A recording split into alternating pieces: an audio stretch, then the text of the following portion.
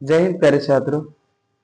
पिछले क्लास में हमने देखा इटली का एकीकरण जो हमारा चल रहा था। यूरोप में राष्ट्रवाद और यूरोप में राष्ट्रवाद में हमने देख लिया था किसके एकीकरण, इटली का। किसका? इटली का। इटली के एकीकरण के अग्रदूत किसको कहा जाता है? तो मेजनी को। किसको? मेजनी को। पहली बार इटली के एकीकरण के बारे में सोचा था तो वह था कौन? मेजनी। मेजनी के बाद कौन आए? तो मेजनी के बाद आए कौन? काउंट काबूर। कौन? और उसके बाद कौन आया? गैरिबाल्डी। और ये सब ने मिल करके इटली के एकीकरण किया। आज हम पढ़ेंगे किसके एकीकरण? तो जर्मनी का एकीकरण। यही 2-3 टॉपिक से क्वेश्चन पूछे जाते हैं। तो हम देखेंगे जर्मनी का एकीकरण। जर्मनी का एकीकरण। जर्मनी के एकीकरण की बात करें तो पहले नक्शा बना लेता। देखो ये सबसे बड़े जो है ये है जर्मनी। ये क्या? जर्मनी। ठीक। जर्मनी के बगलवे में ये जो दिखाई दे रहा है आपको, तो ये जो है कौन है? फ्रांस। कौन? फ्रांस की नक्शा याद रहेंगे तब ना। और ये देखो ये जो है तो लड़ाई कराएंगे। और ये जो है ना, ये कौन रहेगा? ऑस्ट्रिया। कौन? ऑस्ट्रिया। ठीक। कौन? ऑस्ट्रिया। यहाँ जो रहेंगे ये जो है ये है डेनमार्क। डेनमार्क। ये सब याद है ना। और इधर जो होगा ये सब रूस है। कौन? रूस। ये जो बड़े जो हो गए ये कौन हो गए? रूस हो गए। तुमको पता है कि ना मुझे? तो ये बात क्लियर ना। देखिए ये है जर्मनी। कौन? जर्मनी। ये ऑस्ट्रिया। ये रूस। ये फ्रांस। इसके बगल में स्पेन होगा, इसके बगल में पुर्तगाल होगा। ठीक है। तो ये सब यही और यही जर्मनी था। जब नेपोलियन बोनापार्ट की बात करें, किसकी? Napoleon Bonaparte. और नेपोलियन बोनापार्ट जो है इसको जो यही जर्मनी को, किसको? ये जर्मनी जो थे ये प्रारंभ में 300 टुकड़ों में बटा हुआ था। कितने टुकड़ों में? 300 टुकड़ों में बटा हुआ था। अर्थात अगर हम ही रहें और एक घर में कोई एक मालिकान है जिसका मन है वो काम कर रहा है तो घर चलेंगे? एकदम नहीं चलेंगे। और उसी प्रकार से जो ये जर्मनी था वो लगभग कितने टुकड़ों में बटल था? 300 राज्य में बटल था।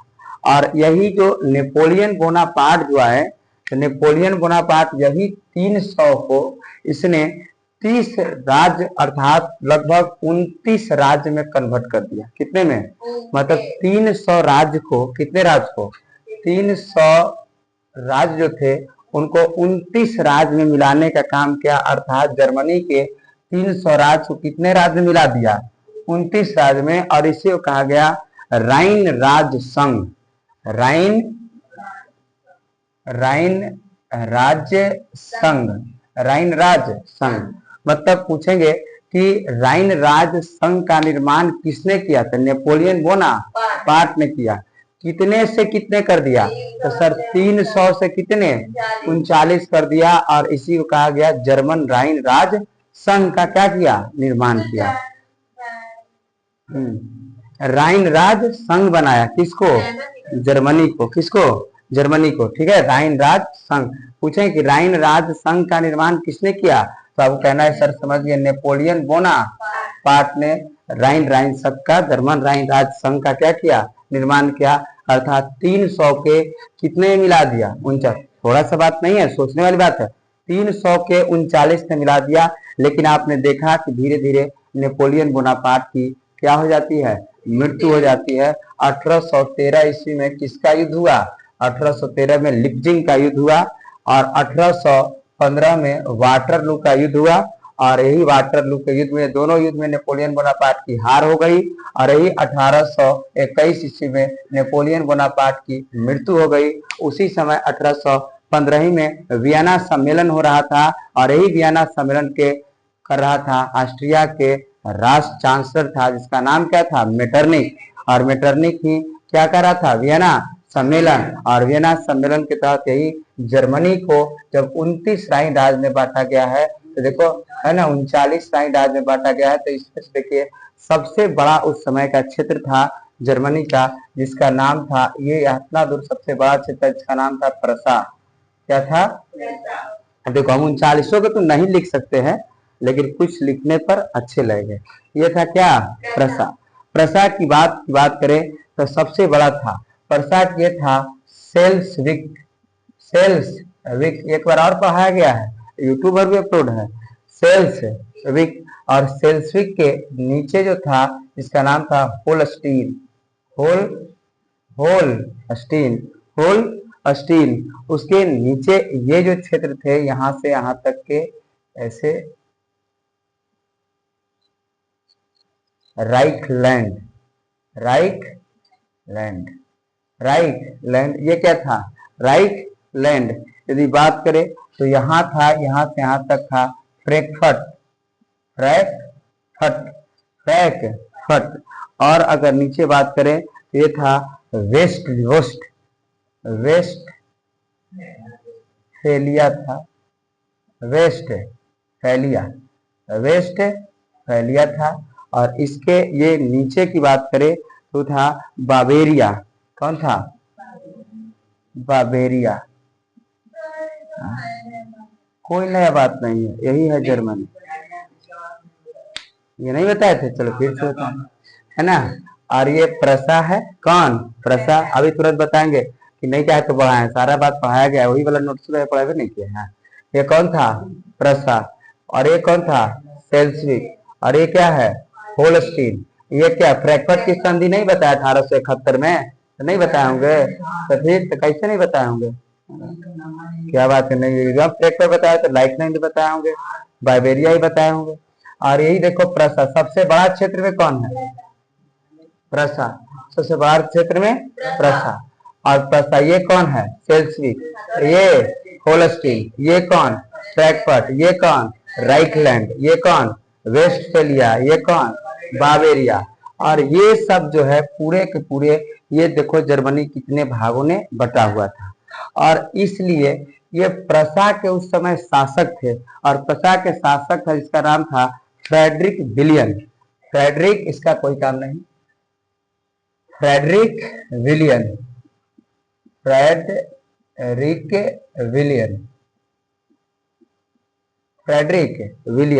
और ये कहाँ का चांसलर है, प्रसा का चांसलर था फ्रेडरिक विलियन। जो प्रसा का चांसलर था फ्रेडरिक विलियन। और यहाँ से सारे व्यापारी, जो राइखलैंड है ये किसके अधिकार में है, फ्रांस के अधिकार में। किसके अधिकार में है, फ्रांस के। इसी समय जब हिटलर जब बनता है राजा यहाँ जर्मनी का, जब एक देश एक नेता हिटलर, तो हिटलर अपने सेना से कहता है कि जाओ इसी राइखलैंड पर जाके अधिकार करो, जय हिंद जय भारत करो, पेट लगाओ। तो कहता है ना ये हिटलर से उसके सेना कि जाए, पता है फ्रांस के अधिकार का है, अब फ्रांस के अधिकार का है तो जाएंगे तो पिटा जाएंगे। तो कह रहे हम कह रहे हैं ना कि जाओ, तो कि ना तो कि लो एक चिट्ठी लो। और हिटलर देता है एक चिट्ठी, और चिट्ठी दिया और लेके गया, और कहा कि जखनी कोई फ्रांस बोलेगा ना तो बस चिट्ठी खोल के क्या करना है, पढ़ना है, और हाँ और उसको क्या करना है, दिखा देना है। तो कि ठीक है तो लाइए जा रहे हैं। और चिट्ठी लेकर के पैकेट पे, कि जब बोलेगा तब पढ़ना है, ऐसे रखले रहना है। और हिटलर के सारा सेना जाता है, और यही कहाँ, राइखलैंड के पास। और राइखलैंड के पास जाता है, पूरा जय हिंद जय भारत एकदम गर्दा उड़ा देता है। लेकिन हाँ धुआं कर दिया दूरी। फ्रांस कुछ नहीं बोला, तो हिटलर के पास सब सेना एकदम बढ़िया से सैन्य अभ्यास करके राइखलैंड पे चल आया। हिटलर पूछा कोई बोला जी, तो कि नहीं सर कोई नहीं बोला। तो कि तो चिट्ठिया पढ़ा, तो कहला पढ़े, आप ही ने कहते कि माना करेगा तुम्हें बोलेगा तब पढ़ना, तो कोई बोलवे नहीं किया, तब नहीं पढ़ते कि अब निकालो जरा पढ़ के देखो क्या है। तो जैसे पढ़ा ना तो वहां लिखल था, जानते हो चिट्ठी पर क्या, बस बड़का को पन्ना था, लेकिन लिखल था सिर्फ पूरा पर 3 शब्द, जल्दी भाग आओ। तो कि जखनी बोले तो सिर्फ सुना कि जल्दी भाग आओ, ऐसा था कौन, हिटलर।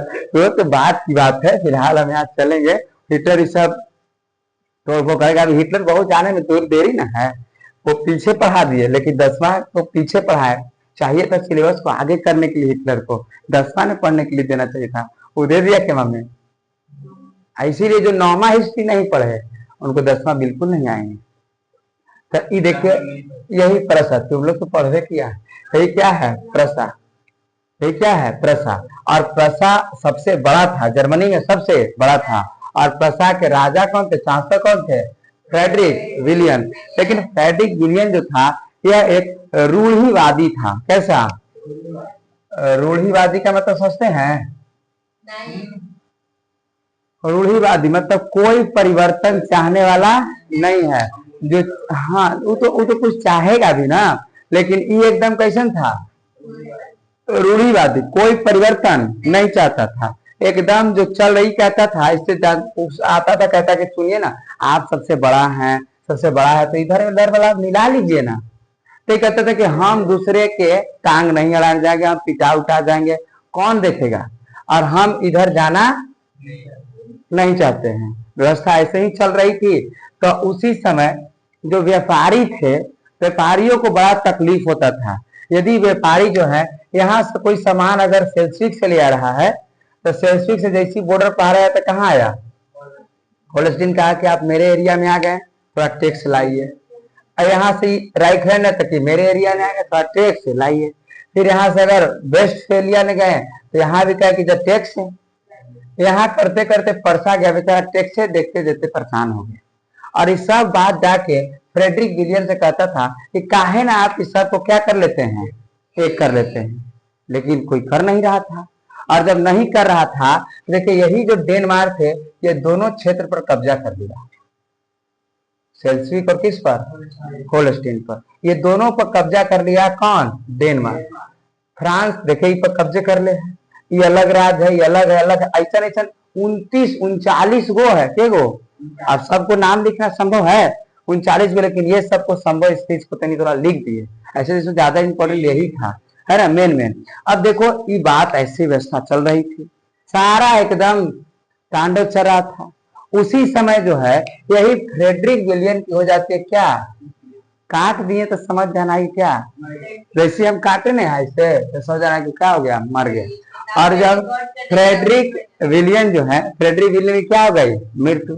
जब फ्रेडरिक विलियम की मृत्यु हो गई तो नया राजा बनता है, इसी का भाई होता है, जिसका नाम होता है विलियम प्रथम। विलियम प्रथम। विलियम प्रथम क्या बनता है? राजा बनता। और विलियम प्रथम राजा बना, विलियम प्रथम राजा बना। ये थोड़ा कहता था कि हम तनिक परिवर्तन है, हम राजतंत्र को मानते हैं, समझ गए। और इन्होंने अपना एक चांसलर बनाया जिसका नाम था बिस्मार्क। क्या नाम था? बिस्मार्क।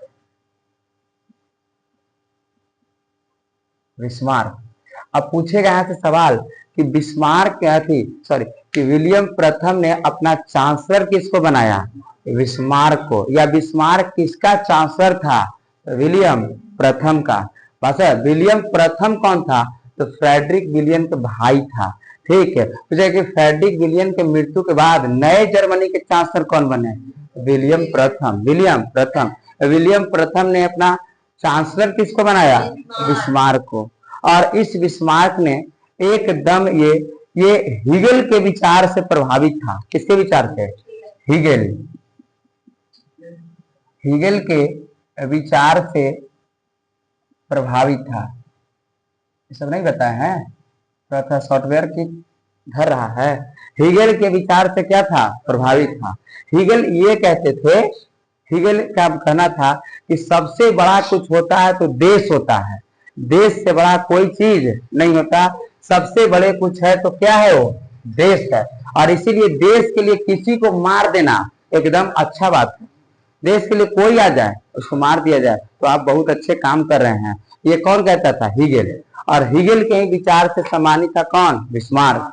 और बिस्मार्क ने पहली बार रक्त एवं लॉ की नीति अपनाई। रक्त एवं लॉ की नीति का मतलब समझ रहे हैं? रक्त का इसने कहा बिस्मार्क पहली बार कि जितने भी जर्मनी में लोहा है, जितने भी जर्मनी में लोहा है वो सब तो एकदम पजा के रखो, और जब तक उसको खून नहीं लगेगा तब तक जर्मनी एकदम एक नहीं होगा। ये कौन कहता था? स्मार्क।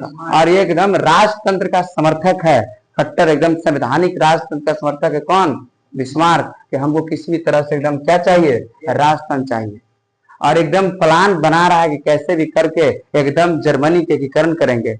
सवाल पूछता है जर्मनी के एकीकरण में सबसे ज्यादा भूमिका किसका रहा? बिस्मार्क का। और इसने सबसे पहले देख रहा है कि इधर अगर इस पर कब्जाते हैं, इस पर कब्जा करते हैं तो फ्रांस के कब्जाने हैं। अभी बताया ना कि राइट हैंड किसके कब्जाने हैं? फ्रांस के। इस सेल्सविक होल्स्टीन किसके कब्जाने हैं? डेनमार्क के कब्जाने हैं। और इस प्रसा के ही विलियम प्रथम है, इस सोच रहा है कि सबसे पहले मारे किसको। लेकिन उससे पहले ये सब जो व्यापारिक थे, तो व्यापारी ने एक संघ बनाया था 1834 में। 1834 में व्यापारियों का एक संघ था जिसका नाम था जालवेरीन। जालवेरीन। और पूछे जालवेरीन किसका संघ था? व्यापारियों का। व्यापारियों का एक संघ था, उसका नाम क्या था? जालवेरीन। ये ध्यान, ये कब गठन हुआ? 1834 में। 1834 में यही जालवेरीन व्यापारियों का क्या बना था? संघ बना था। और यही देखिए कि धीरे धीरे ये बिस्मार्क जो है कहने लगा कि किसको पहले हम करें। वो सोच रहा था कि यदि हम डेनमार्क पर आक्रमण करें, किस पर? डेनमार्क पर। ऐसा ना कि हम जीतेंगे कि हार जाएंगे, पता नहीं चल रहा था। और इसीलिए सबसे पहले इसने समझौता करता है, ऑस्ट्रेलिया के पास जाता है। कौन? प्रसा, अर्थात कौन? बिस्मार्क। और ऑस्ट्रिया के पास जाता है और कहता है कि सुना ऑस्ट्रेलिया तो कहा, क्योंकि एकदम चलो ना डेनमार्क को पहले हरा देंगे, क्योंकि हमसे हारेगा कि नहीं पहले सोच रहा था कि इसके पीछे आ जाएंगे। समझ गए? और गया है, कहा है कि अच्छा हम चलेंगे तो हमारा क्या दिक्कत होगा, हमको क्या मिलेगा, तब न जाएंगे जी।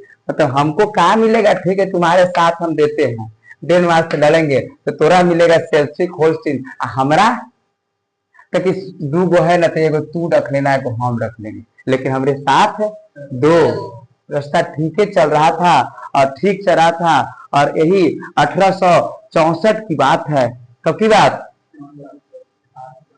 1864। और 1864 में प्रसा और ऑस्ट्रिया मिला। कौन कौन? प्रसा और कौन? ऑस्ट्रिया। और 1864 में प्रसा और ऑस्ट्रिया मिला। और प्रसा और ऑस्ट्रिया मिल करके किस पर आक्रमण किया? डेनमार्क पर।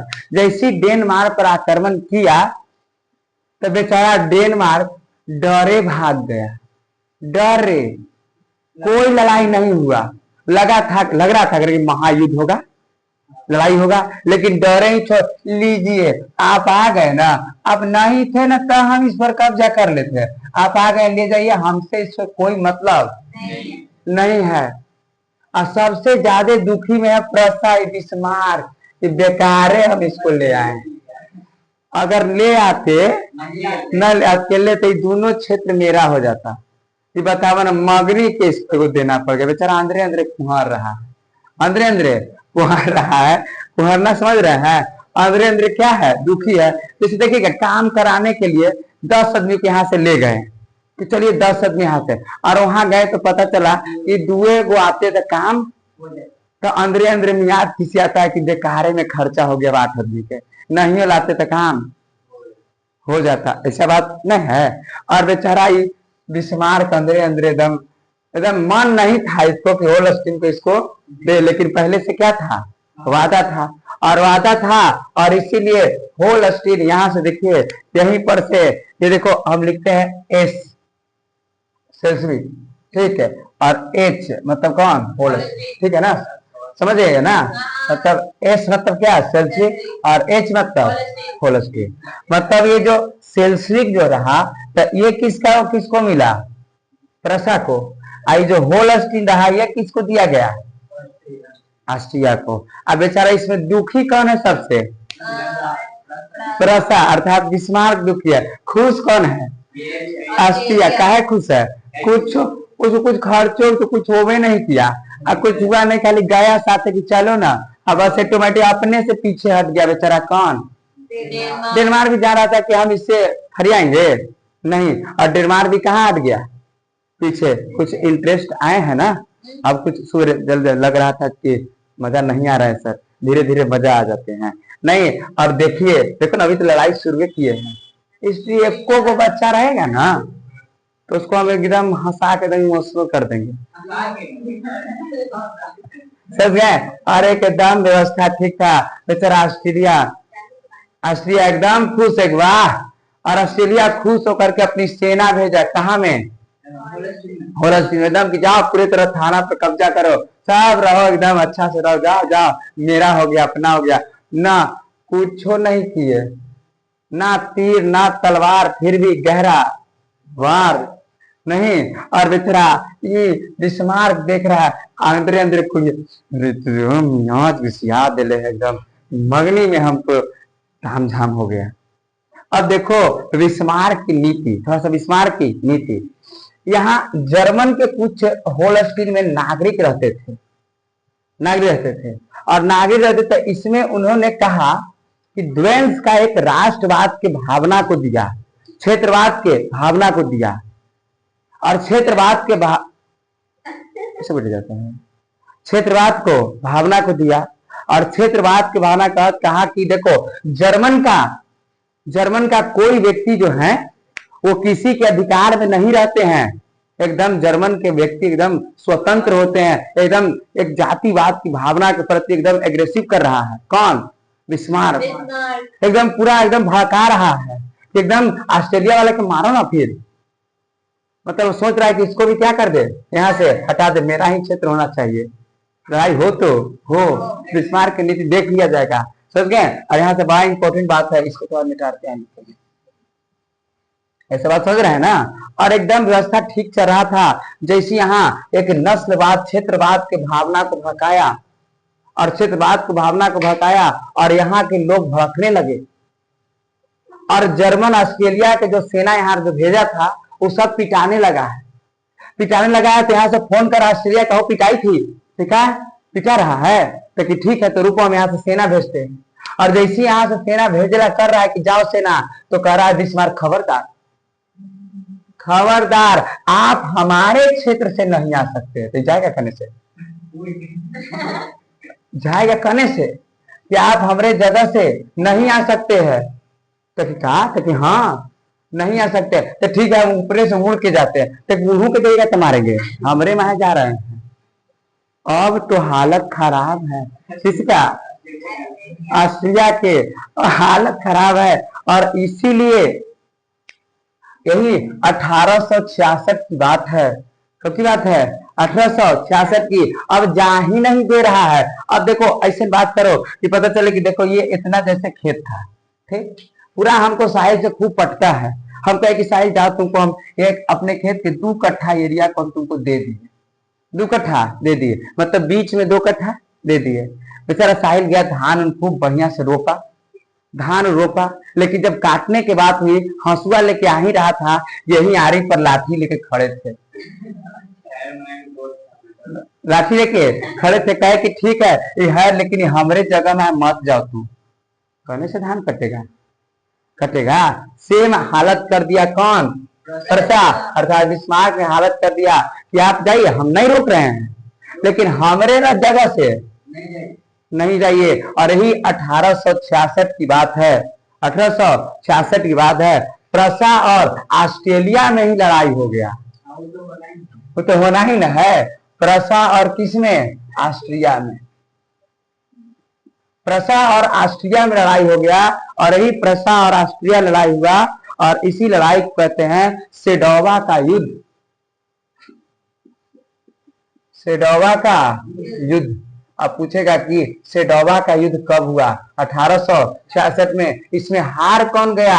ऑस्ट्रिया की हार हुई, ऑस्ट्रिया की हार हुई, ऑस्ट्रिया की हार हुई। देखो इतना क्षेत्र अब हो गया किसका? हाँ, अर्थात जर्मनी हो गया। इतना दूर क्या होगा इधर? बचल ही ना है, बचल इतने ना है, इतने बचल है, क्या यहां तक ऑस्ट्रेलिया क्या हो गया, हार। तो ऑस्ट्रेलिया की हार हो गई, ऑस्ट्रेलिया की हार हो गई, यही कब, 1866 में कौन से युद्ध हुआ, सेडोवा का युद्ध। ये फेमस क्वेश्चन है, सेडोवा का युद्ध कब हुआ, 1870। अभी तुरंत उस पर आ रहे हैं ना, लाइक ज्यादा काम मत करो, समझ गए। यही 1866 में सेडोवा का युद्ध हुआ, और सेडोवा के युद्ध में किसकी हार हो गई, ऑस्ट्रिया की हार हो गई। जब ऑस्ट्रिया की हार हो गई, इधर बिस्मार्क खुश है, गुड, इतना दूर तक हम क्या कर लिए हैं, खींच लिए, बस इतना बचल है, इतना बचल है, इस पे दिमाग लगाया। उसी समय अब देख रहा है कि फ्रांस को अब कैसे पीटे। अब इसको पीटने में बड़ा प्रॉब्लम, इसको पीटने में बड़ा प्रॉब्लम। और जब बड़ा प्रॉब्लम, क्योंकि फ्रांस उस समय ताकतवर देश ना है, फ्रांस सबसे ताकतवर देश है। जब पूरे यूरोप को, जब फ्रांस को सर्दी लगती है, पूरा यूरोप सीखता है। आप देख रहे बातों को मेटरनिक ने खुद कहा है, यह ये सबसे ताकतवर देश है, इससे बड़ा ताकतवर देश कोई है ये नहीं था फ्रांस से। और व्यवस्था ऐसे ही चल रहा था, लेकिन उसी समय कुछ घटना होते हैं, उस घटना को यहाँ से हम देखेंगे। उस समय यही था, ये था स्पेन, इसके अभी बताए थे कि इसके बगल में क्या है, इसके बगल में पुर्तगाल है, स्पेन है। और स्पेन में जर्मन के ही वंश का राजा होता, राज करता था, जर्मन वंश। मतलब जो यहाँ के जो थे वही यहाँ भी राजा होते थे, चांसलर होते थे, कहाँ में, स्पेन में। अब फ्रांस देख रहा था कि जर्मनी तनी तनी बरियार होते जा रहा है, छोटा छोटा था, इसको पीट दिया, इधर भी पीट दिया, इधर भी पीट दिया, सबको पीट। ऐसा ना कि किस पर हमला कर दे, फ्रांस पर हमला कर दे, इधर राइट हैंड खींच दे। और ये भी फ्रांस तनी वानी दे हाथ झाड़ रहा था, समझ गए। लेकिन उसी समय घटना हुई कि जर्मन ने वंश था, जरियती स्पेन में ही कौन से वंश चलते थे, जर्मन के ही वंश चलते थे। और जर्मन के ही वंश में इनकी मृत्यु हो गई। और जब मृत्यु हो गई, क्या हो गई, मृत्यु हो गई। और मृत्यु हो गई तो ये फ्रांस कह रहा है जर्मनी से, बिस्मार्क से, कि अब यहाँ पर तुम्हारा राजा नहीं बनेगा वंश के, तुम इसको छोड़ो, इधरो कर्जा कर रहा है, इधरो करेगा तुम, हम बीचवा से घेरा जाएंगे। अब दुश्मन मजबूत हो रहा है ना, तो बगल वाले पड़ोसी को बड़ा तकलीफ होता है कि कवहियों छज्जा निकाल देगा। अगर बगल वाले पार्टी मजबूत हो रहे हैं, तो जो छोटे पार्टी है घर के बगल में थोड़ा देखता है कैसे ना कि बरियार हो रहा है, तो ऐसे ना कि छज्जा उज्जा निकाल देवे। तो इसलिए फ्रांस डर रहा है किससे, जर्मनी से, कि ना इस पर बोले कि इधरो हो जाएगा, इधरो हो जाएगा, तो पता चले कि धीरे धीरे इधरो खींच लेगा, समझ गए। और इसके लिए जर्मन मान ही नहीं रहा था कि नहीं यही। और देखो यही लड़ाई भी हो गया, और लड़ाई हो गया किसके किसके बीच। और फ्रांस ने अपनी पूरी सेना को एकदम फेंक दिया कि जाओ मार के बुरा दो उसको, समझ गए। अर्थात यही प्रसा और किसके बीच, फ्रांस के बीच, प्रसा और फ्रांस के बीच एकदम पूरा 1870 और 1870 में किसका युद्ध हुआ, सेडोन का युद्ध हुआ। किसका युद्ध, सेडोन का युद्ध हुआ। किसके किसके बीच, फ्रांस और किसके बीच, ये बात समझ रहे ना, फ्रांस और किसके बीच, प्रसा के बीच, फ्रांस और प्रसा के बीच, फ्रांस और किसके बीच, प्रसा के बीच एकदम लड़ाई हो गया, पूरा एकदम भिड़ गया है, दोनों तरफ से सेना एकदम पीटा पीटी हो रहा है। ये लड़ाई लगभग 1 साल तक चला। कितने साल तक, 1 साल तक लड़ाई चलते रहा। 1870 के बाद आएगा क्या, 71।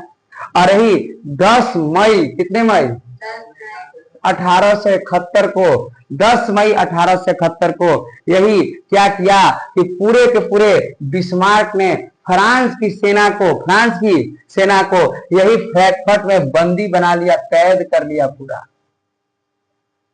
कैद कर लिया। सब हाथ खड़ा करके, जी हम नहीं, अब नहीं लड़ेंगे, हाथ खड़ा कर दिया। और यही 10 मई, किधर लिखे, 10 मई 1871 एक संधि हो रही है जिसका नाम है फ्रैंकफर्ट की, जी फ्रैंकफर्ट की संधि। और यही फ्रैंकफर्ट की संधि के तहत पूरे इस सब राइखलैंड, वेस्ट फ्रैंकफर्ट, वेस्टफालिया, बावेरिया सब पर क्या हो गया? अधिकार हो गया। किसका? प्रसा का। अब इसका नाम जो है जर्मन हो गया। क्या हो गया? बिस्मार्क का कि नहीं, इधरों वाला क्षेत्र कुछ मेरा है। फ्रांसो में थे अल्लास और लॉरेंस। अल्लास और कौन? लॉरेंस। और ये देखो फ्रांस के कुछ क्षेत्र को भी बिस्मार्क ने कब्जा लिया। किस संधि के तहत? फ्रैंकफर्ट की संधि के तहत। यह भी क्षेत्र किसका है? मेरा है। समझ गए? और इस तरह से पूरे जर्मनी का क्या हो गए? एकीकरण हो गए। क्या कोई दिक्कत हो गए? जर्मनी के एकीकरण समाप्त हुआ। जर्मनी का एकीकरण समाप्त हुआ। देखिए अब पूछेगा कि जर्मनी के एकीकरण की भूमिका को लिखे। जर्मनी के एकीकरण किस प्रकार किया गया? तो आपको कैसे लिखना है? सबसे पहले लिखना है जर्मन 39। कितने? 39। पहले लिखना है कि जर्मनी 300 छोटे छोटे राज्य टुकड़ों में बटा हुआ था। नेपोलियन बोनापार्ट आए और नेपोलियन बोनापार्ट ने इसी जर्मनी को 39 राइन राज संघ में बदल दिया, है ना। देखिए फिर से देखिए पूछा कि जर्मनी एकीकरण का क्या करे? वर्णन करे। या जर्मनी का एकीकरण कैसे हुआ? ये किसने किया, है ना। तो देखिए जर्मनी एकीकरण की क्या बात हुई। तो जर्मनी जो कहना है कि जर्मनी प्रारंभ में 300 छोटे छोटे टुकड़ों में क्या था? विभक्त था, बटा हुआ था। नेपोलियन बोनापार्ट ने 39 राइन में मतलब 39 में बदल दिया। 39 राइन राज संघ की स्थापना किया। 1834 में जालबरीन एक व्यापारियों को संगठन बने। उस समय सबसे बड़ा जो क्षेत्र था वो क्या था? प्रसा। और प्रसा के चांसलर कौन थे? फ्रेडरिक विलियन एक रूढ़िवादी परिवर्ती के था, जो किसी भी प्रकार से कोई परिवर्तन नहीं चाहता था। और इस समय डेनमार्क जो देश है वो देश क्षेत्रों पर अधिकार कर था। सेल्सविक और होल्स्टीन। फ्रांस राइखलैंड पर अधिकार था। पूरे सब बटे हुए थे। फ्रेडरिक विलियम के मृत्यु के बाद नया चांसलर बनता है जिसका नाम क्या है? विलियम प्रथम ने अपना चांसलर बनाता है। किसको? बिस्मार्क को। बिस्मार्क हिगल के विचार से प्रभावित था, इसलिए बिस्मार्क ने रक्त एवं लौह की नीति अपनाया। बिस्मार्क पहली बार ऑस्ट्रेलिया के साथ मिलकर डेनमार्क से युद्ध किया। किससे? डेनमार्क से युद्ध किया। और डेनमार्क देखो यही कब? 1864 ने प्रसा और कौन? ऑस्ट्रेलिया मिलकर के किससे युद्ध किया? डेनमार्क से। और इस युद्ध में किसकी जीत हुई? बिस्मार्क की जीत हुई, अर्थात यह प्रसा की जीत हुई। और बिस्मार्क जीतने के बाद सेल्सविक पर प्रसा का अधिकार और होल्स्टीन पर ऑस्ट्रिया का अधिकार। परंतु पुनः बिस्मार्क ने 1800 किधर गया? 1866 में प्रसा और ऑस्ट्रेलिया के बीच युद्ध हुआ और इस युद्ध का नाम सेडोवा के युद्ध में ऑस्ट्रिया की हार हुई। और इस तरह से होल्स्टीन पर भी किसका अधिकार हो गया? प्रसा का अधिकार हो गया।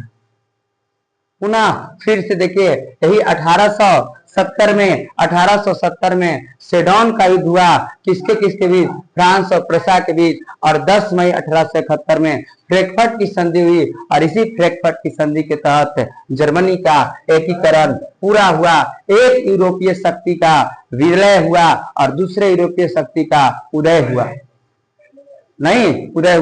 अर्थात देखिए एक फ्रांस नीचे दब गया, क्योंकि फ्रांस सबसे क्या था? ताकतवर था। और जर्मनी उतना ताकतवर नहीं, लेकिन एक समय देखिए जर्मनी ऊपर हो गया, फ्रांस नीचे हो गया। और ये देखिए कब की बात है? 1871। और इस प्रकार से जर्मनी का एकीकरण पूर्ण हुए।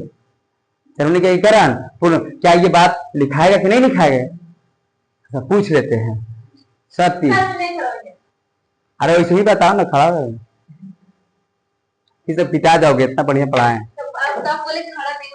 अच्छा ठीक है, इसी बताओ। प्रसा इस समय जर्मनी में सबसे बड़ा क्षेत्र कौन था? प्रसा के चांसलर कौन थे?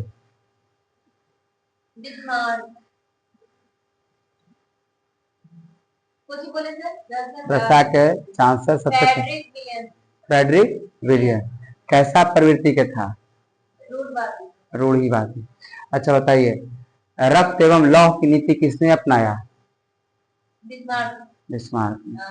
सेडोन का युद्ध कब हुआ? सेडोन का युद्ध 1870। किसके किसके बीच? तो इतना पूछेगा मुझसे? किसके किसके बीच? किसके किसके बीच?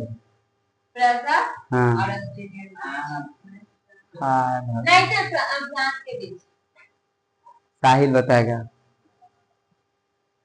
एक संस्था है, व्यापारियों की एक संस्था, उसका क्या नाम था? संस्था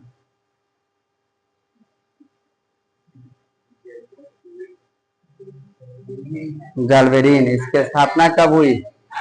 कब स्थापना हुई? 1834 में। बताइए, फ्रेडरिक विलियम के मृत्यु के बाद जर्मनी अर्थात प्रशा का नया चांसलर कौन बना? हाँ, विलियम प्रथम। चलिए ठीक, क्या ये बात क्लियर हो गया ना? ये समझ गए कि नहीं समझ गए? आगे बढ़ जाए, आगे बढ़ जाए। चलिए, इसके बाद हमको थोड़ा सा और पढ़ना है यूनान के बारे में। किसके बारे में? यूनान के बारे में। और यूनान को भी हम देख लेते हैं, इसको मिटाते हैं।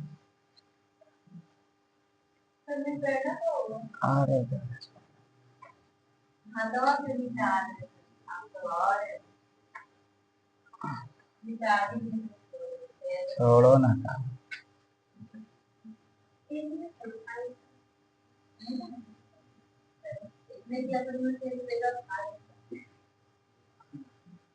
हाँ हाँ, 50 रुपया कॉपी है सर?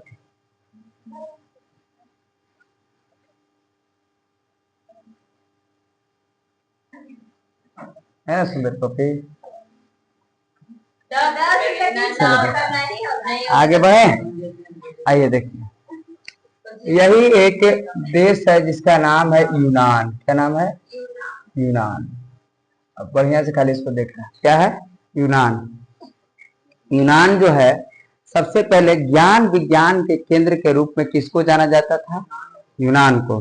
अर्थात ज्ञान विज्ञान के साहित्य को लेकर के ज्ञान विज्ञान के साहित्य, ज्ञान विज्ञान के क्या साहित्य, और ज्ञान विज्ञान के, आप पूछे ज्ञान विज्ञान के केंद्र, ज्ञान विज्ञान के साहित्य किस देश को कहा जाता है? यूनान को। यहीं से थेल्स, यूक्लिड, जितने भी वैज्ञानिक जो बड़े बड़े हुए, ये कहाँ से? यूनान से। इसीलिए ज्ञान विज्ञान के केंद्र किसको कहा जाता है? यूनान को। और यूनान को हम बता रहे यहीं से। कैसे वैज्ञानिक? थेल्स, थेल्स प्रमेय नहीं, पाइथागोरस, पाइथागोरस जो थ्योरम, लंब स्क्वायर जो कर्ण स्क्वायर जो कर्ण स्क्वायर, आधार स्क्वायर, ये सब यही यूनान को ही ज्ञान विज्ञान का केंद्र कहा जाता है। पूछा कि ज्ञान विज्ञान का केंद्र किस देश को कहा जाता है? यूनान को। और यह जो देश था, ये ईसाई देश था। ईसाई, समझे? ईसाई नहीं, ईसाई। किसका देश था ये? ईसाइयों का देश था। तो यूनान किसका देश था? तो कहना है कि यूनान किसका देश था? ईसाई का देश था। और यूनान जो ईसाई देश था, और उसी समय जितने भी ईसाई जो थे, यहीं से पूरे के पूरे सारे ईसाई यूनान में थे। और ईसाई बड़ी देश है, जैसे बात करें तो ईसाई देश इंग्लैंड भी एक ईसाई देश है। कैसे? ईसाई देश इंग्लैंड है, फ्रांस है, रूस है, इंग्लैंड, फ्रांस, रूस, ये सब कैसे देश है? ईसाई देश। और इसी समय एक देश था जो तुर्की था। कौन? तुर्की। और तुर्की जो देश है, ये मुस्लिम कंट्री है। कौन सा कंट्री? मुस्लिम देश है। अर्थात कौन? तुर्की। और तुर्की मुस्लिम कंट्री है। और यहाँ से ये चाह रहा था कि हम किसी भी तरह से अटैक करें। क्या करें? और देखो यहाँ से एक व्यवस्था चला था, यहाँ से तो ये त्रिभुज दिखाई दे रहा है, ये इंग्लैंड है। इंग्लैंड के एक व्यक्ति थे, और यहाँ से ये कह रहा था कि हर क्षेत्र पर हमारा ही नाम चल रहा था। और यहाँ से जो ये ईसाई थे, ईसाई जो इंग्लैंड में थे, एक वैज्ञानिक आए जिनका नाम था Lord Byron. Lord Byron, Lord Byron, Lord Byron. और ये देखो तुर्की जो था ये यूनान पर कुछ अधिकार थे इसका, और ये जब न तब चाहता था कि हम यूनान पर क्या कर ले, अधिकार कर ले। जब न तब, लेकिन लॉर्ड बायरन जो था, कौन, लॉर्ड बायरन, ये आकर के पहली बार कह रहा है कि यूनान में यहाँ पर जो है किसका अधिकार हो जाना चाहिए, तो अर्थात मुस्लिमों का अधिकार हो जाना चाहिए। हाँ, अर्थात किसके, तुर्की का, क्योंकि तुर्की कैसे कंट्री है, मुस्लिम कंट्री है। लेकिन यहाँ यूनान ने ईसाइयों में, और ये ईसाई था, कौन था, ईसाई था, और ये आया अब बोला, जैसी इसने ये तुर्की बात जाना, ये कह रहा है इसके सपोर्ट में सब चल रहा है, इसीलिए लॉर्ड बायरन को ही हत्या हो गए। लॉर्ड बायरन को हायरन बजा दिया। ये एक दार्शनिक थे, क्या था, दार्शनिक थे, और दार्शनिक थे, इनको ही क्या कर दिया गया, मार दिया गया। और जब इनको मार दिया गया, पूरे एकदम ईसाई कंट्री, यूनान मतलब ये फ्रांस, रूस, इंग्लैंड, फ्रांस, रूस और इंग्लैंड, इस सब मिलके एक प्रोग्राम बना रहा है। 1827 की बात है, 1827 में सब प्रोग्राम बना रहा है कि मारेंगे किसको, और पीटा भी इसने 1827 में एकदम धर के हुमच दिया, धर के पूरा पीटा। कहा कि हम 2 साल के टाइम देते हैं तोरा, यूनान खाली कर। यूनान से मतलब तुर्की तुम जो अधिकार कर ले हो, इसको तुम पूरे यूनान को क्या कर दो, खाली कर दो, हट जाओ। और ही 2 साल के बाद क्या होंगे, 1829, और ही 1829 में एंड्रिया नोपल की संधि होगी, एंड्रिया नोपल, और ही एंड्रिया नोपल की संधि हुई। और एंड्रिया नोपल की संधि के तहत, एंड्रिया नोपल की संधि के तहत तुर्की यहाँ से क्या हुआ, भागा। और यही हुआ 1832 की बात, 1832 में यूनान जो है स्वतंत्र हो गया। क्या हो गए, स्वतंत्र हो गए, स्वतंत्र हो गया कौन, यूनान। और यूनान स्वतंत्र मतलब आजाद हो गया, और यहाँ के राजा बने, यहाँ के शासक बने, और उस शासक का नाम था ऑटो, ऑटो कौन, ऑटो। और इस तरह से यूनान हो गए। फिर एक बार शॉर्ट देखे, यूनान को ज्ञान विज्ञान के साहित्य के लिए जाना जाता है, यहीं से बड़े बड़े वैज्ञानिक हुए। और इस पर किसका अधिकार था, तुर्की का। और यहाँ था देश किसका था, जब न तब चाहता था यूनान के हम क्या हो जाए, स्वतंत्र हो जाए, और जब न तब ये तुर्की को क्या करना चाहता था, हटाना चाहता था। लेकिन इधर फ्रांस भी इसको सहयोग था, फ्रांस को नहीं बोलता था, तुर्की साथ दिया था क्रीमिया के जो युद्ध में, और नहीं बोलता था। इसीलिए इंग्लैंड के एक दार्शनिक थे जिनका नाम था लॉर्ड वायरन, और लॉर्ड वायरन आए हैं और पहली बार इन्हीं की हत्या कौन कर दिया, और जब कर दिया सारा मुस्लिम एकदम देश सॉरी ईसाई देश साथ हो गए। तुर्की चिल्लाता रहा, अरे हमरो देश आओ, कोई साथ दो। एकदम एक धर्म युद्ध हो गए थे ईसाई और किसमें, मुस्लिम में, लेकिन इसको किसी ने साथ नहीं दिया। और देखो यही 1827 में बेचारा तुर्की पिटा गया। 1829 में इंडिया नोपल क्या हुई, संधि हुई, मतलब 2 साल के टाइम दिया गया था कि खाली कर दो, कितने अंदर में, 2 साल में। और यही 1829 में इंडिया नोपल की संधि के तहत यहाँ से मतलब यूनान से तुर्की क्या गया वापस। और देखो यही 1832 में यूनान क्या हो गए, स्वतंत्र। यहाँ का शासक कौन बना, ऑटो। ऑटो यहाँ क्या बना, शासक बना। एक और आपको पढ़ाना है हंगरी, बस थोड़ा सा ही पढ़ाना है इसको, हंगरी। ये देखो कौन है ये, हंगरी। और हंगरी एक देश है छोटा सा, और इसकी राजधानी कहाँ है, बुडापेस्ट, बुढ़ा कैसे लिखा है, बुडापेस्ट। हंगरी की राजधानी कहाँ है, बुडापेस्ट। और इस समय हंगरी के राजा थे कोसुत, कोसुत।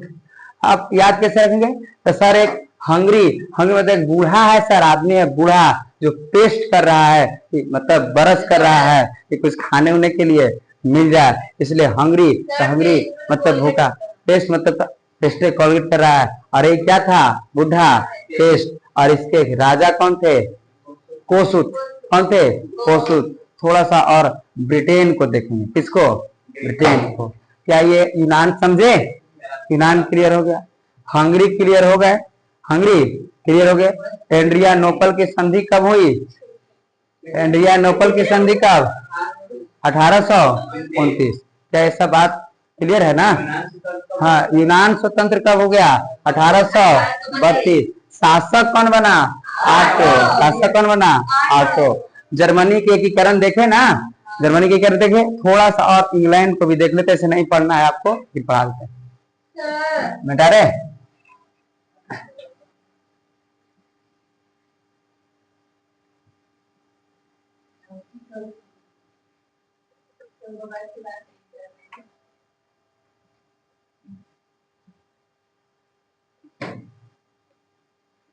आइए देखिए, यही था जो आज हम देख रहे हैं, किसको? ब्रिटेन को। किसको? ब्रिटेन को। नहीं, इसी का नाम ग्रेट ब्रिटेन, यूनाइटेड किंगडम नहीं। तो देखिए कैसे कैसे हुआ। पहले जो था सिर्फ और सिर्फ, ये देखो, ये जो है क्षेत्र, ये सिर्फ इंग्लैंड था। क्या था? इंग्लैंड था। और यही इंग्लैंड की राजधानी थी लंदन। कहाँ? लंदन। गांधी जी गए थे लंदन में। इंग्लैंड की राजधानी कहाँ थी? लंदन है। और कहा थे जी, है ना? इंग्लैंड की राजधानी कहाँ है? लंदन। समझ गए? और इसी के बगल में था, यहाँ एक देश था, और एक यहाँ भी देश है, और एक यहाँ भी। ठीक है। और यही ये जो देश है, ये जो है, ये वेल्स है। कौन है? वेल्स। कौन? वेल्स। और ये जो देश है, इसका नाम है स्कॉटलैंड। ऐसे लिख दे, स्कॉटलैंड। और ये क्या था? वेल्स। ये वेल्स।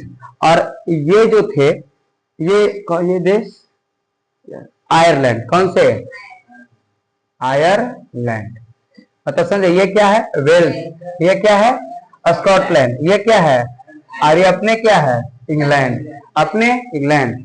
पहली बार इन्होंने 1282 ने 1282 ने इन्होंने सबसे पहले वेल्स को जीता। किसको जीता? वेल्स को।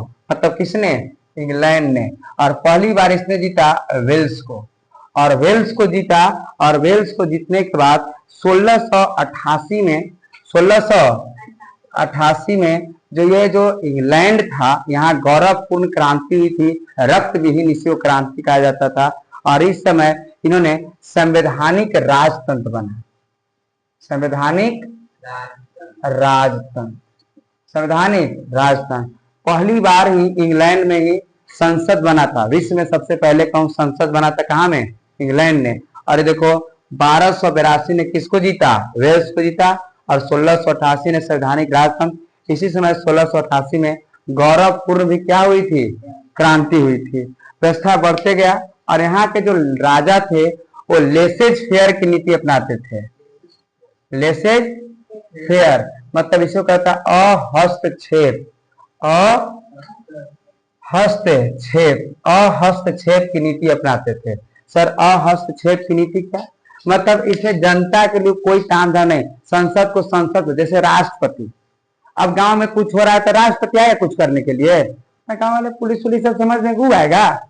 अब मोदी जी आएंगे कि 2 गो में लड़ाई हो गया तो मोदी छुड़ाने आएंगे, काहे लड़ गया है? मतलब हाँ, यही सब बात है। और तो वहां के राजा जो है, वो है बस साइन करने पर, बाकी जो काम है वो संसद के प्रति छोड़ दिया जाए। और आपको पता है कि इंग्लैंड में नौसेना जाता रहता है। सब राजा भागता है तो कहाँ भागता है? इंग्लैंड भागता है ना, पिटा पिटा के। और यही लेसेज फेयर की नीति अपनाता है। 1707 की बात है। कब की बात है? 1707। और 1707 में इन्होंने स्कॉटलैंड को जीता। किसको जीता? स्कॉटलैंड को जीता। ऐसे लिख देते स्कॉटलैंड को जीता। और इसका नाम दिया, जब स्कॉटलैंड जीता तो इसी का नाम हो गया यूनाइटेड किंगडम। यूनाइटेड किंगडम मतलब इतना ही सब जीत गया तो क्या नाम दे दिया? United kingdom. मतलब 1 2 3, मतलब तब क्या नाम हो गया? United kingdom. और यही 1801 में 1801 में इसने किसको जीत लिया? आयरलैंड को। और आयरलैंड को जीत लिया, आयरलैंड। और आयरलैंड को कब जीत लिया? 1801 में। 1801 में आयरलैंड को जब जीतने के बाद ये पूरा जब जीत गया तो इसी का नाम हो गया ग्रेट ब्रिटेन। ग्रेट ब्रिटेन मतलब महान, अर्थात सब एक ही है। पहले अच्छा बताइए कि जब लंदन और वेल्स था तो क्या नाम था? तीनों जीता तो क्या हो गया? United kingdom. चारों हो गया तो क्या हो गया? Great Britain. और इस तरह से आपका यूरोप में राष्ट्रवाद जो थे समाप्त हो गए। यूरोप में राष्ट्रवाद समाप्त हो गए। हमने आपको सारी बातों को पढ़ा दिया। आपको इटली के एकीकरण पढ़ाया, वियना सम्मेलन पढ़ाया, 1830 की क्रांति पढ़ाया।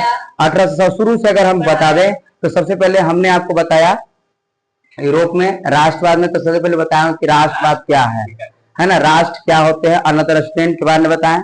राष्ट्रवाद के बाद आपने देखा कि हम बताए होंगे नेपोलियन बोनापार्ट के बारे में।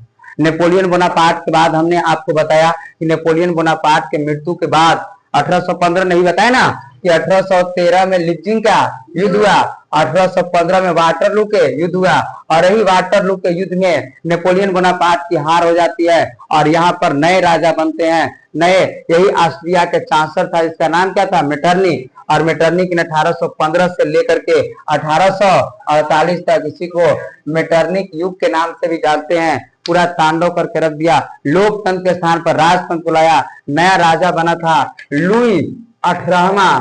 लुई 18वां 17वां बना था नहीं, लुई 18वां। लुई 18वां के मरने के बाद राजा बना चार्ल्स दसम। चार्ल्स दसम।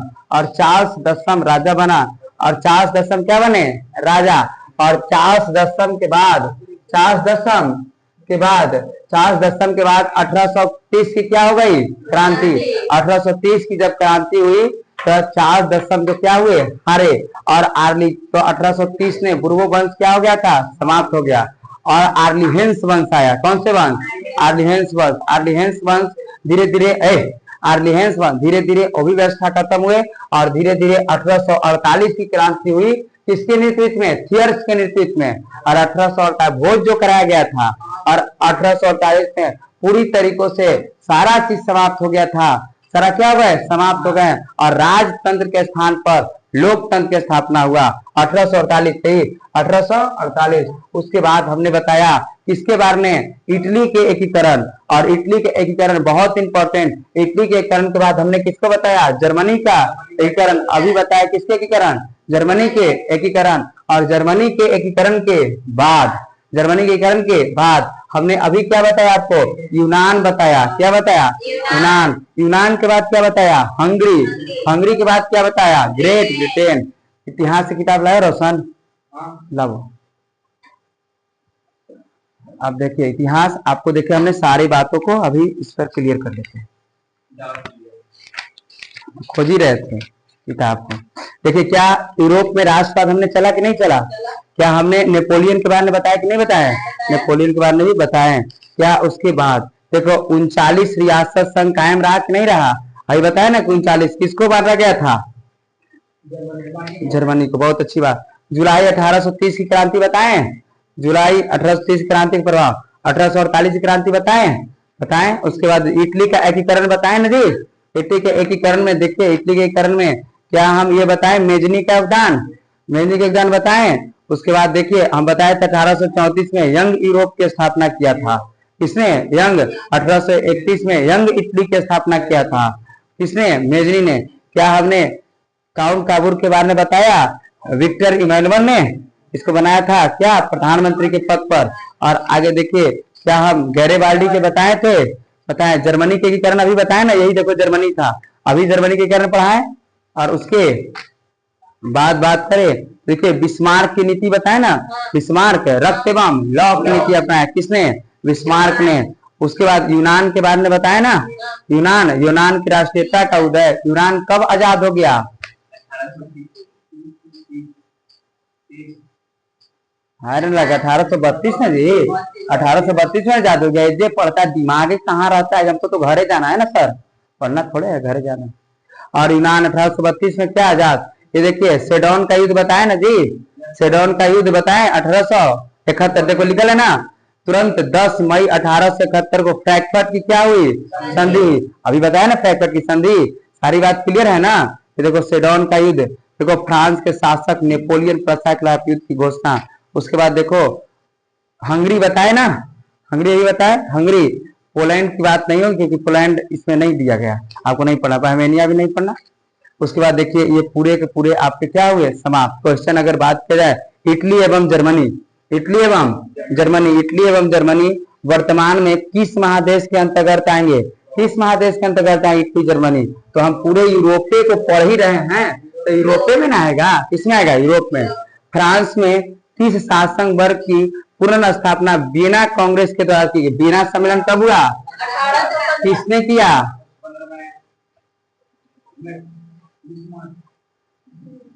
और जाके चुल्लू पर पानी डूब के मर जाना। मेटरनी का सीरिया के 66 था 1815 में, मेटरनी के युग में रहा 1815 से 48 तक। क्या पढ़ता है ना। फ्रांस से किस शासन पुनर्स्थापना अर्थात गुरु वंश की स्थापना हो गई थी। लुई 18वां क्या बना था, राजा बना था। उसके बाद मेजनी का संबंध किस संगठन से था, तो मेजनी का संगठन किससे था, मेजनी का संबंध किस संगठन, लाल सेना फिलिया डाइट एक कार्बोनरी संगठन से था मेजनी का संबंध। नेक्स्ट, इटली एवं जर्मनी के एकीकरण के विरुद्ध निम्न से कौन था, तो इटली एवं जर्मनी के एकीकरण में विरुद्ध था ऑस्ट्रिया। कौन विरुद्ध था, ऑस्ट्रिया। उसके बाद काउंट काबूर को विक्टर इमैनुअल ने किस पद पर नियुक्त किया था, तो प्रधानमंत्री पर। किस पर, प्रधानमंत्री पर। गैरेबाल्डी पेशे से क्या था, नाविक था। जर्मनी राइन राज्य का निर्माण किसने किया, जर्मनी राइन राज्य का निर्माण किसने किया था, नेपोलियन बोनापार्ट ने। जो अभी बताया 300 टुकड़ों में टटल था, उसको कितने मिला दिया, 39 में, उसको मिला के जर्मनी राइन राज्य किया, अभी तुरंत बताएं। और देखो जर्मनी राइन राज्य का निर्माण नेपोलियन बोनापार्ट के द्वारा किया गया। नेक्स्ट बात है जालबेरीन एक संस्था थी, किसकी, व्यापारियों की। कब इसकी स्थापना हुई, 1834 में। नेक्स्ट, रक्त एवं लौह की नीति किसने अपनाया, बिस्मार्क ने। किसने, बिस्मार्क ने। आगे की और बात करो, देखो रक्त एवं लौह, फ्रैंकफर्ट की संधि कब हुई, 1871 में, 10 मई 1871 को, है ना, 10 मई 1871 को फ्रैंकफर्ट की संधि हुई।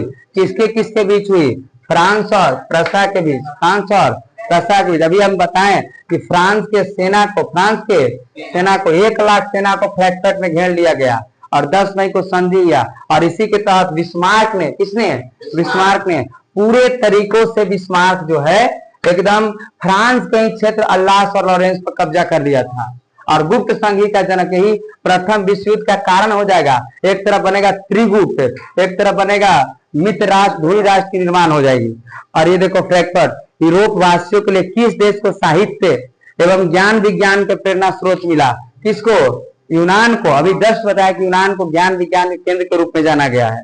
1829 में एड्रियानोपल की संधि किस देश के साथ हुआ, एड्रियानोपल की संधि किस देश के साथ हुआ, हायर नलायक गधा चपाटा रब के बताया कि तुर्की के साथ हुआ 1829 के एड्रियानोपल की संधि, जो अभी वायरन को हायरन में बजा दिया। कुछ पढ़वे नहीं करता, खाली सुनते रह गया। अब देखो 1829 एड्रियानोपल की क्या हो गई, संधि हो गई। निम्नलिखित स्थान को भरना है। देखो यही 1871 के युद्ध में, 1871 अर्थात यही फ्रैंकफर्ट की संधि अर्थात सेडोन की, किसका, 1870 में सेडोन का युद्ध हुआ, 1871 में फ्रैंकफर्ट की संधि हुई।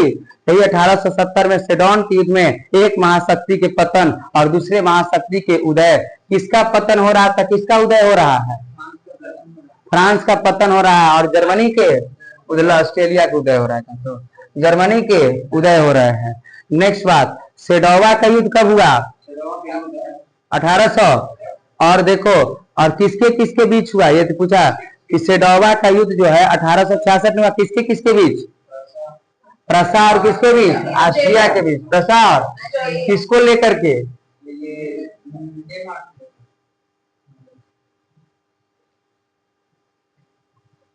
रहने ही देते हैं, इतना पढ़ाना ही लगता है कि वो बेकार कभी कभी पड़ जाता है। होलस्टीन को लेकर के लड़ाई ना हुआ, सेल्सिक ऊपर था और उसके नीचे क्या था, होलस्टीन, इसको लेकर के लड़ाई हो गया।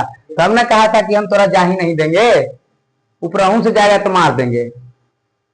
नेक्स्ट बात किया जाए 1848 की फ्रांसीसी क्रांति ने किसका अंत हो गया? बुर्बोवंश का अंत हो गया, अर्थात किसकी स्थापना हो गई? लोकतंत्र की स्थापना हुई। मतलब मेटरनिक युग क्या हुआ? समाप्त हुआ। यही ने पूछा कि 1800 फ्रांसीसी क्रांति ने किस युग का अंत हो गया? तो मेटरनिक युग का अंत हो गया, या राजतंत्र जो था उसका समाप्त हो गया, यह भी लिख सकते हैं। वेटिकन सिटी के राजमहल जहां कौन रहते थे? पोप रहते थे। वेटिकन सिटी कहाँ में? वेटिकन सिटी कहाँ में? इटली में। गुड, बहुत अच्छी बात, इटली में ही वेटिकन सिटी। तो इटली के करण में चारों तरफ से मारने लगा तो छोटा सा देख लीजिए वेटिकन सिटी। और वेटिकन जहां रहते थे, पोप रहते थे, जो इटली के बीच में, तो इटली के बीचों बीच में तो स्थित था। और उसके बाद यूनान को एक स्वतंत्र राष्ट्र घोषित करने के बाद बाइबेरिया के जो शासक थे, कहाँ के? जो ऑटो, कौन बना? ऑटो की बात है। और हंगरी की राजधानी कहाँ? बुडापेस्ट। अभी बताया है किधर लिखे कि हंगरी की राजधानी बुडापेस्ट। अब ये कुछ मिलान करने हैं, जैसे ये देखो क्या है? मेजनी है, हीगेल है, उसके बाद बिस्मार्क है, विक्टर इमैनुअल। तो ये देखिए जो हीगेल है, तो हीगेल एक क्या था? हीगेल एक दार्शनिक था, चिंतक था। हीगेल क्या था? हीगेल के विचार से कौन प्रभावित थे? बिस्मार्क। हीगेल क्या कहता था? हीगेल ये कहता था कि सबसे पहले क्या होनी चाहिए? देश होनी चाहिए। और ये आपको मिलान मेजनी कहाँ का था? जो इटली के एकीकरण को अग्रदूत कहा जाता था, सबसे पहले इटली के एकीकरण ने मेजनी ही सोचा था। हीगेल, बिस्मार्क, अभी बताया बिस्मार्क जर्मन का क्या बना था? चांसलर। अभी बताया ना बिस्मार्क जर्मन के चांसलर। विक्टर इमैनुअल, कहाँ से इसका संबंध? इटली से। कहाँ से? इटली के एकीकरण ने विक्टर इमैनुअल काम किया। बिस्मार्क बताए हीगेल एक दार्शनिक था। और मेजनी की बात किया जाए तो मेजनी ये देखो राजनीतिज्ञ थे। बात करता हूँ समूह अ की बात। वियना सम्मेलन कब हुआ? वियना सम्मेलन 1815। मेटरनी का पतन 1848। उसका देखो इटली का एकीकरण, इटली के, अच्छा ये देखो सेडोन के युद्ध कब हुआ? 1870। और इटली का एकीकरण की बात करें तो 1871 की बात होगी, काम खत्म हो गए। ये देखो कोसूत, अभी बताया कोसूत के बारे में। कोसूत अभी बताया ना कि कोसूत कहाँ का था? कोसूत हंगरी का राजा था। कहाँ का? हंगरी का। ये देखो हंगरी के राष्ट्रीय क्या थे? नेता थे। एड्रियानोपल की संधि कब हुई? 1829। और उसके बाद यूनान स्वतंत्र कब हो गया? यूनान 1832 में। पोलैंड का आंदोलन जो बचा से 1863। एकदम सारे क्लियर। राष्ट्रवाद क्या है? आपको पता है ना राष्ट्रवाद किसे कहते हैं? राष्ट्रवाद एक विचारधारा है जो किसी खास भौगोलिक क्षेत्र छोड़कर पूरे देश के बारे में सोचता है। राष्ट्रवाद। मेजनी कौन था? तो मेजनी जो थे ये इटली के एकीकरण को अग्रदूत कहा जाता था। मेजनी के बारे में कब? 22 जून को उनका जन्म हुआ था 1889 को। किसको? मेजनी को। नेक्स्ट, जर्मनी के एकीकरण की बाधाएं क्या थी? अच्छा अभी बताया ना जर्मनी के एकीकरण की क्या क्या दिक्कतें था। जर्मनी कितने राज्य में बटा हुआ था? 300 छोड़े, उसके बाद कितने? 39 में। और ये उसकी क्या थी? बाधा थी।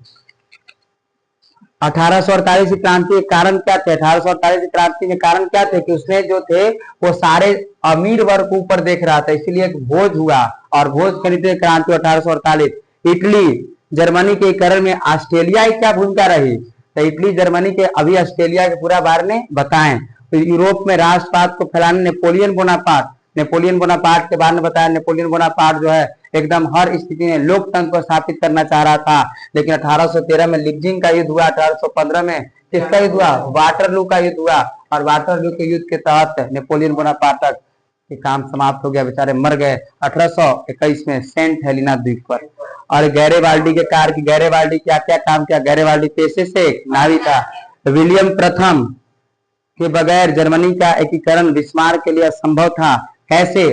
तो विलियम प्रथम के लिए अगर नहीं होता तो जर्मनी के राजा पहले चांसलर था प्रशा का, कौन? Frederick William. और फ्रेडरिक विलियम रूढ़िवादी था, इससे क्या जर्मनी का एकीकरण हो पाता? नहीं। इसीलिए उसके ही भाई आए विलियम प्रथम ने किसको राजा बनाया? बिस्मार्क को। इसीलिए उसके बिना जर्मनी का एकीकरण असंभव था, हो भी नहीं करता, क्योंकि वह रूढ़िवादी परिवर्तन ही नहीं चाहता था। और ये देखिए, ये आपके पूरे के पूरे क्वेश्चन बनेंगे, भी लिख के लाना, कल चेक करेंगे। खत्म हुए ना, इसको रोक दिया। हाँ रोको, खत्म।